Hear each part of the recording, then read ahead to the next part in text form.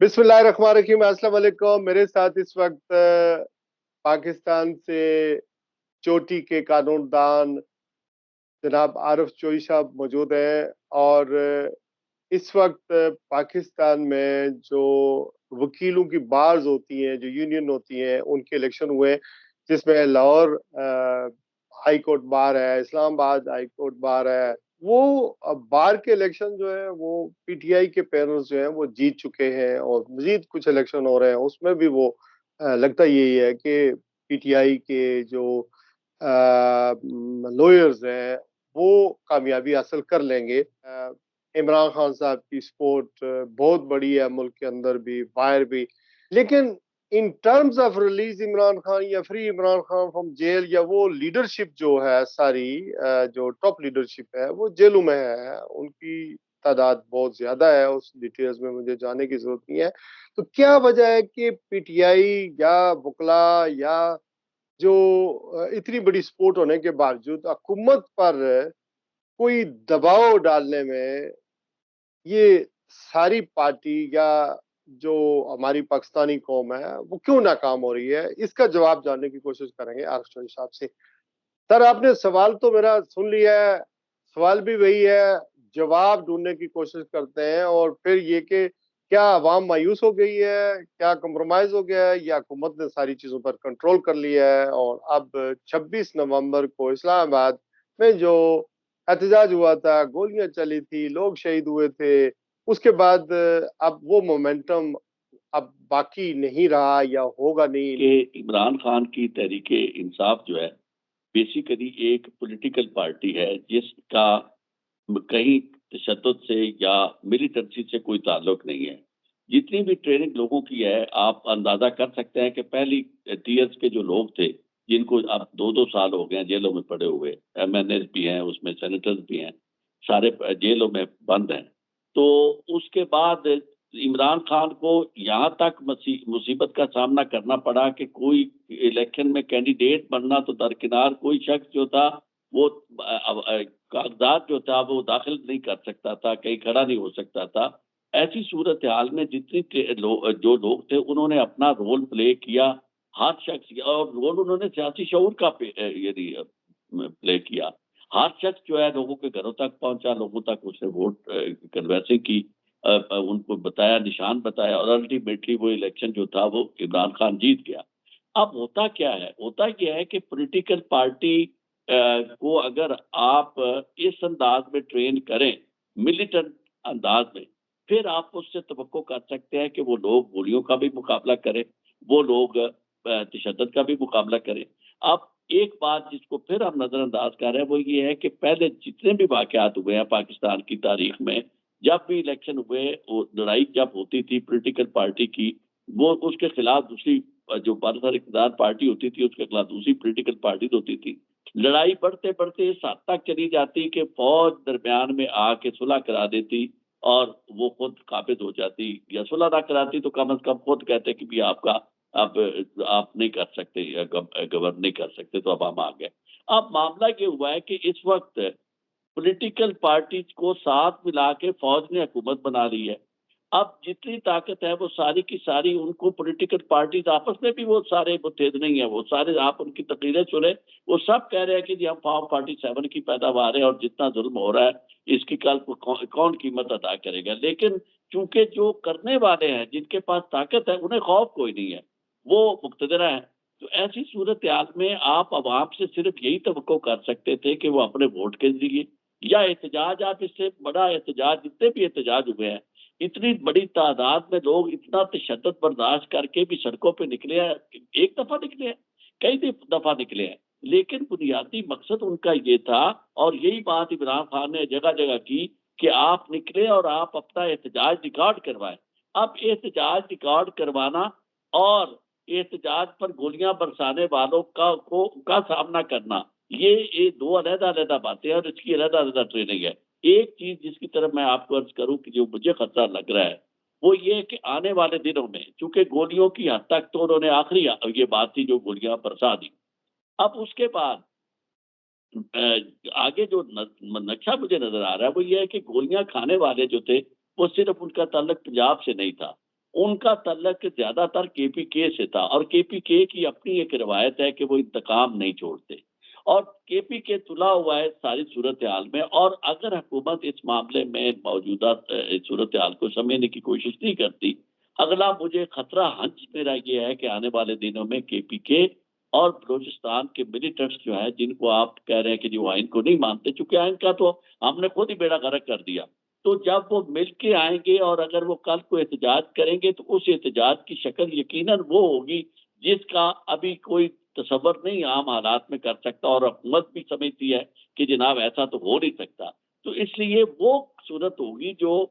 دنیا میں جو انقلاب آئے ہیں ان کی، اور وہ ہمارے ہاں انقلاب اس طرح کا اس لیے بھی نہیں آئے گا کہ یہ کوئی معاشی تحریک نہیں ہوگی، یہ بنیادی طور پر ایک ایسی تحریک ہوگی جس سے ایگزسٹنگ آرڈر جو ہے ہمارا وہ ڈسٹرب ہو جائے گا، اور اس جو ارینجمنٹ ہم نے کی ہوئی ہے ریاست کی، اور چار ہم نے ستون جو علیحدہ علیحدہ ہم نے اکٹھے کر کے، یعنی اس کے ساتھ دو اور علاقہ جات کو بھی ہم نے ملایا ہوا ہے، آزاد کشمیر کو اور گلگت بلتستان کو، جس طرح کی ہم یہ ارینجمنٹ ہم نے کی ہوئی ہے، یہ ارینجمنٹ جو ہے یہ ڈسٹرب ہو جائے گی، اور وہ خطرہ جو ہے میں سمجھتا ہوں کہ ان کو بھانپنا چاہیے جو اس وقت جن کے مدار اور مہام جو ہیں، جو اقتدار جن کی انان اقتدار جن کے پاس ہے، وہ اپنے معمول یعنی مائیوپک اپروچ کی وجہ سے، اپنی یعنی کوتا اندیشی کی وجہ سے وہ اس خطرے کو نہیں بھانپ رہے کہ آنے والے دنوں میں جب پولیٹیکل پارٹیز کو آپ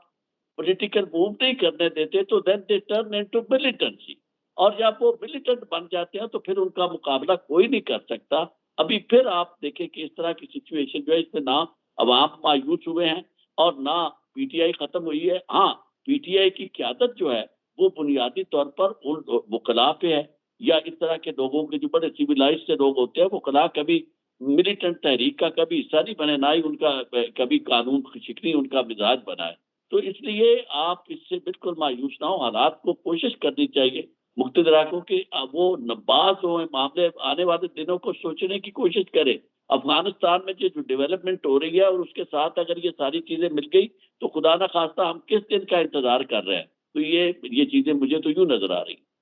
سر تحریک انصاف کے افغانستان پہ بھی آتے ہیں، سر تحریک انصاف کے پاس چوائس کیا ہے؟ اب کہہ رہے ہیں کہ عید کے بعد جو ہے بہت بڑے احتجاج ہوں گے، ہم تیاری کر رہے ہیں، گرینڈ اپوزیشن بھی بن رہی ہے، چوائسیز کیا ہے؟ ایک ایلیگیشن یہ بھی ہے کہ آپس میں یہ لڑتے بھی ہیں، گروپ بندی بھی بن گئی ہے، کچھ لوگ کمپرومائزڈ ہیں، کچھ نے پریس کانفرنسیں کر دی تھی، اور باہر کی اگر میں آپ کو یو کے کی یا یورپ کی، امریکہ کی بات کریں، ٹھیک ہے لوگ عمران خان کی وجہ سے اس کے ساتھ جینیئنلی چونکہ زیادتی ہو رہی ہے شاید، تو اس وجہ سے بہت زیادہ لوگ سمپتائزر بھی ہیں، لیکن کوئی مشترکہ کوئی لائحہ عمل اختیار نہیں کر سکتے۔ حل گرینڈ اپوزیشن ہے، تمام پولیٹیکل پارٹیز جس میں بلوچستان کی پولیٹیکل پارٹیز، اور وہ آلریڈی تیار ہیں، آپ نے دیکھا کہ وہ انہوں نے مین سٹریم سے علیحدہ ہو گئے، اور اسی طرح کے پی کے لوگ، یا اور اس میں پنجاب کے لوگ بھی یقیناً شامل ہوں گے، اگر یہ لوگ اٹھتے ہیں اور پھر اس کے بعد وہی طریقہ کار اختیار کرتے ہیں جو ان کے ساتھ ہوا ہے، تو پھر میں سمجھتا ہوں کہ یہ وہ بھی حل جو ہے وہ بنیادی طور پر ریاست کے لیے بڑا نقصان دہ ہے، لیکن حل وہی نظر آ رہا ہے، اور اسی سے بچنے کی کوشش کی جا رہی ہے۔ خود جو میں تو ظاہر کسی پولیٹیکل پارٹی میں نہیں ہوں، لیکن جس طرح ہم عمران خان کو دیکھتے ہیں وہ بنیادی طور پر ریاست کے یعنی وفاق کو ختم ہوتا نہیں دیکھنا چاہتا، اسی وجہ سے ابھی تک میں سمجھتا ہوں کہ جو جن لوگوں پہ ملیٹنسی کا الزام ہے اسے انہوں نے شامل نہیں کیا۔ تو دوسری بات یہ جو آپ نے فرمائی ہے کہ یہ جو کچھ لوگ کمپرومائز ہیں، دیکھیں جتنی بڑی تحریک ہے، جتنی بڑا سلسلہ ہے، اس میں بہت سارے لوگ مفادات والے بھی آ جاتے ہیں اور انہوں نے شامل ہونا ہوتا ہے، اور پیچھے سے جو طاقت ہے وہ طاقت والے طاقت کے ذریعے بھی، لالچ کے ذریعے بھی لوگوں کو ساتھ ملاتے ہیں، یہ ہر تحریک میں ہوتا ہے، لیکن بات یہ ہے کہ ٹوٹے گا کام اس دن جس دن عمران خان ٹوٹے گا۔ اگر عمران خان قائم ہے تو آپ یہ دیکھیں کہ انٹرنیشنل پریشر بھی بہت زیادہ ہو رہا ہے، اور اس سے آنے والے دنوں میں اور زیادہ ہوگا۔ آپ اس کو ڈونلڈ ٹرمپ والی بات کو یا امریکہ کو اگر آپ بالکل بھول بھی جائیں تو تب بھی آپ کو پوری دنیا سے جس طرح کی آوازیں آ رہی ہے، اور کی دنیا اور آنے والے دنوں میں آئی ایم ایف اور باقی جگہوں سے جو میسج کنوے ہوگا آپ کے اسٹیٹس سے متعلق، اگر وہ دیکھیں وہ بھی ان کے حق میں آ جاتا ہے تو پھر تو میں سمجھتا ہوں کہ کافی لمبی اسٹرگل ہے. لیکن اگر یہ ساری چیزیں کوئنسائڈ ہو جاتی ہیں اور لوگ بھی تھوڑا سا راستہ ڈائریکٹ استعمال کرتے ہیں تو پھر مجھے نظر آتا ہے کہ یہ چیزیں جو ہے وہ بدلیں گی، اور یقیناً بدلنے کے لیے اس کے علاوہ لوگوں کے پاس کوئی چارہ نہیں رہ گیا. سر یہ جو افغانستان کے حوالے سے بہت ورنگ خبریں ہم تک پہنچ رہی ہیں، کیا واقعی سچ ہے کہ پاکستان اور کی سیکیورٹی فورسز اور افغانستان تورخم بارڈر اور دوسری جگہوں پر کلیشز بھی ہو رہی ہیں، راستے بند ہیں؟ دیکھیں میں آپ کو عرض کروں کہ یہ مسئلہ بنیادی طور پر ڈیورنڈ لائن پار کا ڈیورنڈ لائن کا مسئلہ ہے. اور ڈیورنڈ لائن جو ہے یہ 1947 سے یہ مسئلہ چلتا آ رہا ہے اور اسے انہوں نے متنازع قرار دیا ہوا ہے. اور اس کے لیے کوئی آج پہلی دفعہ کلیش نہیں ہو رہے، بہت زیادہ کلیشز ہوئے. اور ماضی میں یہ جو افغانستان کے اندر روس کا آنا تھا، سوویت یونین کا، اس میں اگر پاکستان شامل ہوا ہے تو ایک وجہ یہ بھی تھی باقی چیزوں کے علاوہ کہ پاکستان ایک خطرہ محسوس کر رہا تھا کہ یہ روس جو ہے وہ گرم پانیوں تک پہنچنے کے لیے یہاں یعنی یہ راستہ افغانستان کو فتح کرنے کے بعد ہمارے تک آ سکتا ہے. اب افغانستان اس وقت ہو گیا بہت طاقتور. میں یہ سمجھتا ہوں کہ اس کی کرنسی ہم سے مضبوط ہو گئی ہے. ان کے اندر جو اپنی نہریں خود تیار کر رہے ہیں اور ایک قومی جذبے کے ساتھ آگے بڑھ رہے ہیں. مجھے ان کا یہ آرے والے دنوں میں انہوں نے وہ چیزیں، اور خاص طور پہ انڈیا کا دست شفقت ان پہ اتنا زیادہ آ گیا ہے کہ آپ اگر انڈین میڈیا کو دیکھیں تو وہ بالکل یوں آگ لگائے کھڑا ہے کہ یہ دیکھو جی افغانستان کے مجاہدین آ گئے ہیں، وہ ناچ رہے ہیں، بارڈر پہ قبضہ ہو گیا، پلان ہو گیا. تو یہ ساری چیزیں بنیادی طور پر اسی چیز کی غمازی کرتے ہیں کہ وہ ہمارا دوست نہیں رہا افغانستان، اور اس میں ہماری اپنی کوتاہیاں ہیں جو بھی ہیں. اس کو کے لیے جب آپ کبھی پروگرام علیحدہ کریں گے تو اس کو بیان کروں گا. لیکن اس وقت جو صورتحال ہے وہ یہ سمجھیں کہ افغانستان جو ہے وہ اور انڈیا وہ بالکل they are hands in glove with each other. اور جتنا کچھ ہو رہا ہے آپ اندازہ کریں کہ مارو کو نوبل پرائز کے لیے نامینیٹ ہونا، یہ چیزیں ہیں کہ انٹرنیشنلی اس کو اس ڈسپیوٹ کو یعنی جو اس کا بلوچستان کا اسے ڈسپیوٹ مان فیول لیا کیا گیا، جا رہا ہے، فیول اسے کیا جا رہا قبول ہے. کر دیا کہ اس کی قبولیت ہے. یہ چھوٹی سی بات نہیں ہے کہ مارنگ سمبل بن گئی ہے اس اسٹرگل کا، اس جدوجہد کا جو وہاں کے لوگ کر رہے ہیں. اور وہ کس لیے کر رہے ہیں؟ بنیادی طور پر تو شاید وہ اس طرح نہ آزاد ہونا چاہتے جس طرح ہم نے کیا ہے. اور خاص طور پہ جب یہاں وہ آئی ہے لے کے خواتین کو اور بچوں کو جو سلوک کیا گیا ہے، اور اس کی بعد میں جس طرح وہاں جا کے لوگوں نے اسے قبول کیا ہے، یہ وہ لوگ ہیں دونوں ایریاز جو ہیں جو بہت زیادہ انتقام پہ یقین رکھتے ہیں اور وہ بھولتے نہیں ہیں. ہم نے خود ان کو اس سطح پہ پہنچا دیا ہے کہ ہم نے ان کے ہاتھ میں تلوار آلریڈی موجود ہے اور ہم انہیں دشمنوں کے ہاتھ میں دے رہے ہیں کہ جناب آپ ان کا اعلیٰ کار بن کے استعمال ہو. کیونکہ جب ان کے پاس، آپ کا کیا خیال ہے، مشرقی پاکستان والے لوگ جو تھے وہ پاکستان کے دشمن تھے؟ وہ تو خود پاکستان تھا. جب ان کے پاس کوئی چارہ نہیں رہا، آپ دیکھ لیں اب تو کتاب موجود ہے، یعنی جو رپورٹ ہے مدر امان کمیشن رپورٹ، جس میں بالکل کلیئرلی یہ بات ہے کہ جب ان کے پاس کوئی چارہ نہیں رہا کہ لوگ کراس کر کے بارڈر کراس کر کے چلے گئے. اور ایمنسٹی جو تھی اس کو بھی انہوں نے بڑا مذاقیہ کہا کہ کوئی یہ کیا ایمنسٹی تھی، وہ یعنی بالکل ایک مذاق تھا. اور لوگوں کو یہ نظر آ رہا تھا کہ جناب آپ کی نہ زندگی محفوظ ہے، نہ آپ کا گھر محفوظ ہے، نہ آپ کی خواتین محفوظ ہے. تو اس کے نتیجے میں لوگ جو تھے وہ آخری حد تک پہنچ گئے اور انہوں نے ویلکم کیا فارن فورسز کو. تو خدا نہ خواستہ اس طرح کی صورتحال جو ہے وہ پیدا ہونے کا اندیشہ ہے. اور میں سمجھتا ہوں کہ یہ چیزیں دن رات ہو رہی ہیں. اسے اگر نہیں اپنی ہینڈ کیا جاتا تو ظاہر ہے ہم تو پھر ایک آواز ہی اٹھا سکتے ہیں نا. ہمارے اختیار میں تو اس کے علاوہ اور کچھ نہیں. امریکہ کو ہم نے شریف اللہ جعفر پکڑ کے دے دیا، یا ان کی ڈیمانڈ تھی ہم نے دے دیا، اور اس پر ہماری تعریف بھی ہوئی، تحسین بھی ہوئی. ڈونلڈ ٹرمپ کی پہلی سپیچ تھی کیپٹل میں، پارلیمنٹ میں. لیکن اس کا ہمیں نقصان بھی تو ہو سکتا ہے نا. اس کو افغانستان میں کیسے لیا جائے گا، لے سکتے ہیں؟ اور ہمارے پاس اور کیا کچھ ہوگا ان کو آفر کرنے کے لیے، دینے کے لیے امریکہ کو؟ دیکھیں عافیہ صدیقہ، عافیہ ہم کر صدیقی سکتے تھے، عافیہ صدیقی کو اور بدلے میں لے سکتے تھے، آپ ہمیں وہ آپ دیں ہم دے عافیہ دیتے. کے علاوہ ایمن کاسی کو جب ہم نے سپرد کیا ان کے امریکنز کے، تو آپ کا ہوں. کیا خیال ہے آج تک ہماری ساورینٹی کے اوپر سوال موجود ہیں کہ کیا ہم ایک آزاد اور خود مختار مملکت ہیں، اور پھر اسامہ بن لادن کو جس طرح وہ آ کے ہماری سرحدوں کے اندر آ کے سارا سلسلہ کر کے لے کے گئے، اٹھا کے گئے، اور وہ ہماری کینٹ بھی ساتھ موجود تھی، ہمارا سب کچھ موجود تھا، اور ہم نے انہیں موقع دیا. تو ایسی صورتحال میں پاکستان کی ریاست جو ہے اس کو اپنے ریاست کے طور پر اس کی جو خد و خال ہے وہ شدید خطرے میں ہے. اور یہ چیزیں جو ہے جس طرح دیا گیا ہے اس کو شریف اللہ کو، اس کا ایک اثر تو ظاہر ہے، یہ سمجھتے ہیں کہ جی شاید وہ زیادہ مالیفائی ہو گیا، سافن ہو گیا، اور جو پریشر تھا کہ جی عمران خان کی رہائی کے معاملے میں وہ کوئی بہت زیادہ کردار ادا کرے گا، وہ چیز سمجھتے ہیں کہ خطرہ ان کے سے ٹل گیا. پہلی بات تو یہ ہے کہ میں یہ سمجھتا ہوں کہ وہ خطرہ جو ہے وہ ملٹی پرونگڈ ہے، وہ صرف اس کے ہاتھ تک نہیں ہے ٹرمپ کی ہاتھ تک. وہ تو جو ولسن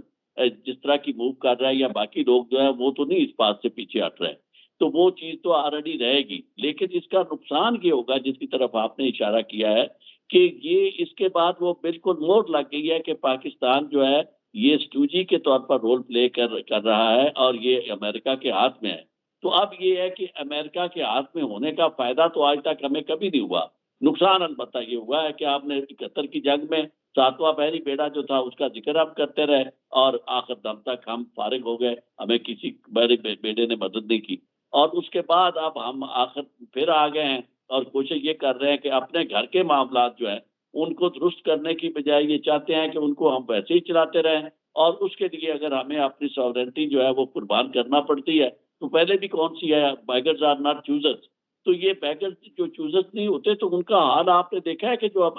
وہاں وہ کیا ہے ان کا اپنا ٹرمپ نے، تو آپ نے دیکھ لیا جس طرح کے وہاں صورتحال ہوئی ہے. تو اس طرح کی صورتحال پاکستان جو ہے وہ اس کو فیس کرنے کے لیے پھر تیار رہنا چاہیے، کیونکہ ہے جرم ضعیفی کی سزا مرگ مفاجات. کبھی ایسا نہیں ہوتا کہ آپ کمزور بھی ہوں اور طاقتور جو ہے آپ کو عزت سے اپنے ساتھ بٹھائے، وہ آپ کو غلام کے طور پر ٹریٹ کرتے ہیں، حکم اپنا کیا منواتے ایسا ہیں. ایسا ایسا ہی سر ہم نے اوبے کیا جنرل ضیاء الحق کے دور میں، ایسا ہی ہم نے اوبے کیا مشرف کے دور میں، ہم نے ہر بات سنی. اور اگر موجودہ دور میں بھی ہے ان کو ہم جیسے کہ آپ نے کہا اسٹوجز کا رول اگر ہم ادا کریں گے تو اوبیسلی ہماری جو خود مختاری ہے، سلمیت ہے، وہ کمپرومائز ہوتی ہے. ہونا تو سر یہ چاہیے نا کہ اپنی عوام کو اپنے ساتھ جوڑیں، اعتماد دلائیں، ان کی بات سنیں. عوام جو ہے وہ ایک طاقت ہوتی ہے. نظام کوئی بھی آپ ترتیب دیتے ہیں اگر وہ عوام کے بیس، عوام کی مرضی سے نہیں، عوام اس میں شامل نہیں ہے، ان کی مشاورت شامل نہیں ہے، ان کی ووٹ شامل نہیں ہے، تو وہ نظام جو ہے وہ ناکام ہوتا ہے. اسی طرح ملک کو بچانا ہے، لوگ آتے رہتے ہیں، جاتے ہیں، قیادتیں بدلتی رہتی ہیں، ملک قائم رہنا چاہیے. اور ملک کی سالمیت، اور اگر دہشت گردی ہوتی ہے تو مجھے جنرل آصف غفور کی ایک بات انہوں نے لندن میں بریفنگ دی تھی کہ افغانستان ہمارے لیے جغرافیائی طور پر بہت اہم ہے. ہمارے ان کے ساتھ اسلامی رشتے ہیں، جذباتی رشتے ہیں، اور پھر جو خیبر پختونخوا کا پورا صوبہ ہے، بیلٹ ہے، وہ سارا اس کی سرحد 2700-250 کلومیٹر افغانستان سے جڑی ہوئی ہے. تو ہم افورڈ ہی نہیں کر سکتے ان کو ناراض کرنا، ان کے ساتھ اپنے معاملات خراب کرنا، کیونکہ پھر انڈیا کی عملداری، پھر دوسرے ملکوں کی عملداری وہاں بڑھ جاتی ہے، اور اسی سے پھر جو بلوچستان ہے وہ بھی جڑا ہوا ہے. ہم پسند کریں یا نہ کریں، انڈیا ہمارا نیبر ہے، امیڈیٹ نیبر ہے، اس کے ساتھ ہمارے تعلقات ٹھیک ہونے چاہیے، افغانستان سے ہونا چاہیے، ایران سے ہونا چاہیے، اور ہم ساری چیزیں کر سکتے ہیں. اور ڈونٹ فرگیٹ کہ آئی ڈونٹ نو کہ کیوں ہم اس طرف توجہ نہیں دیتے ہیں کہ کل چین کے جو وزیر خارجہ ہے یی پانگ، انہوں نے کل پریس کانفرنس کر کے اپنے آپ طاقت دکھائی ہے امریکہ کو، ڈونلڈ ٹرمپ کو، کہ ہم ایکول ہیں، ہم جو ہے اسی آپ کی برابری میں ہے، معیشت میں بھی، اس کے علاوہ دفاعی اعتبار سے بھی، ہر اعتبار سے ایکول ہیں. تو ہم ڈبل سٹینڈرڈ کو قبول نہیں کریں گے، اور کوئی بھی ایگریشن، کوئی بھی بات ہے اس کا جواب دیا جائے گا. وہ حالانکہ ٹیرف کی بات کر رہے تھے لیکن دوسری چیزیں بھی انہوں نے مینشن کر دی ہیں. عطا کرتی نہیں فطرت انہیں تمکین کی دولت، عطا کرتی نہیں فطرت انہیں تمکین کی دولت، جو سجدہ ریز ہوتے ہیں ہوس کے آستانوں میں، تھپیڑے کھا کے لہروں کے صدف موتی اگلتی ہے، تھپیڑے کھا کے لہروں کے صدف موتی اگلتی ہے، وفا کو رنگ چڑھانا ہے جفا کے تازیانوں میں۔ بہت شکریہ عارف چوئی صاحب، بہت مہربانی۔